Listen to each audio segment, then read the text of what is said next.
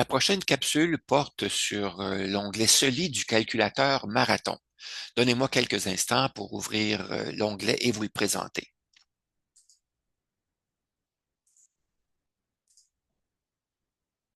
Vous devriez voir à l'écran l'onglet Soli du calculateur Marathon.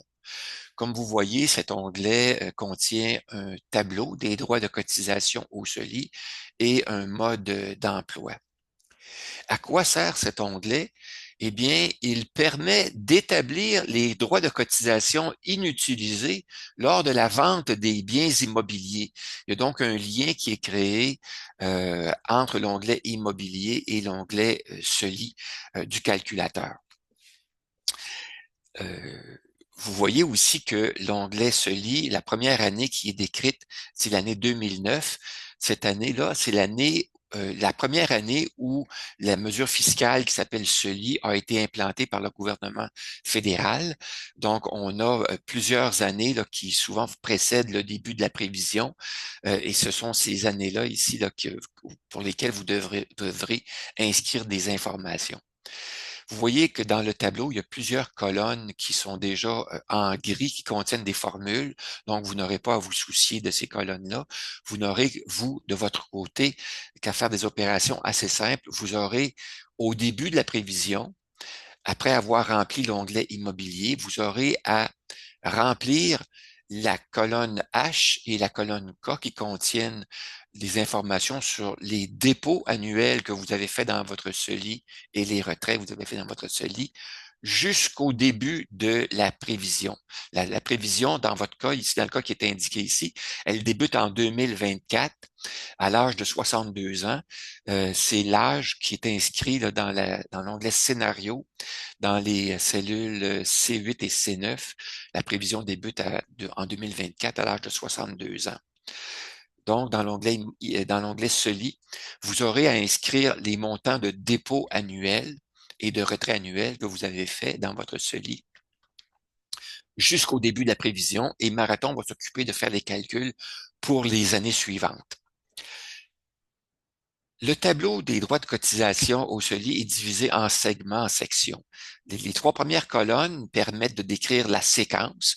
Comme vous voyez, pour la première année de votre prévision, c'est la séquence numéro 1. Et les années précédentes, c'est NA qui est inscrit automatiquement parce que ça ne s'applique pas. La prévision n'est pas encore démarrée. Vous voyez donc l'âge et l'année de pour chacune des lignes. La section suivante porte sur les droits de cotisation annuels, cumulatifs et inutilisés. Alors, vous voyez que, étant donné qu'on n'a rien inscrit comme dépôt, vous voyez qu'à chaque année, les dépôts inutilisés et cumulatifs sont les mêmes et s'accroissent d'une année à l'autre. Dans les colonnes suivantes, on a les dépôts qui sont faits dans le CELI année par année. Alors, vous aurez à inscrire des dépôts annuels dans la colonne H depuis l'année 2009 jusqu'au début de la prévision. La colonne I permet à Marathon de reporter les montants que vous avez prévu reporter dans le CELI suite à la vente d'un bien immobilier.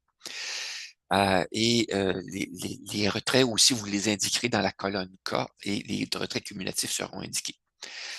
Alors, à titre d'exemple, supposons que à chaque année, on a déposé dans notre CELI les montants maximums auxquels on avait droit.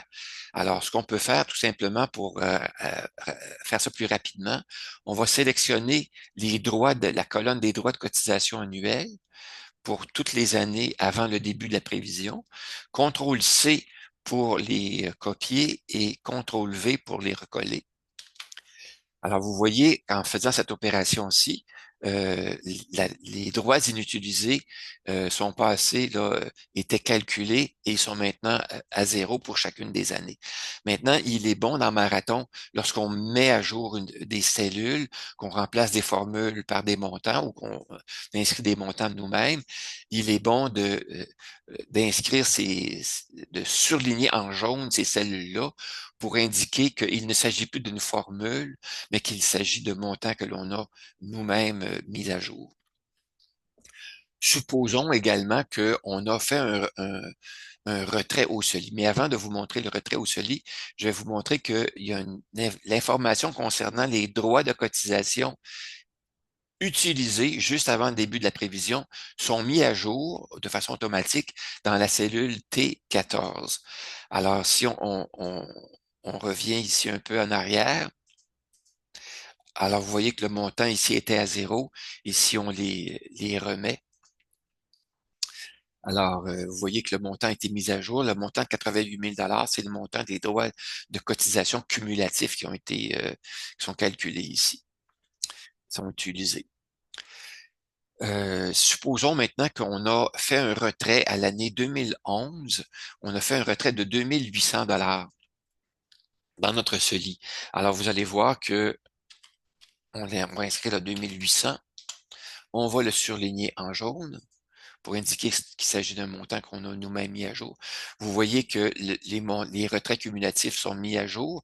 Vous voyez aussi que les droits de cotisation utilisés sont maintenant rendus à 85 200. Donc, ils ont été mis à jour. Vous voyez ici 88 000 à 85 200. Donc, c'est mis à jour de façon automatique aussi.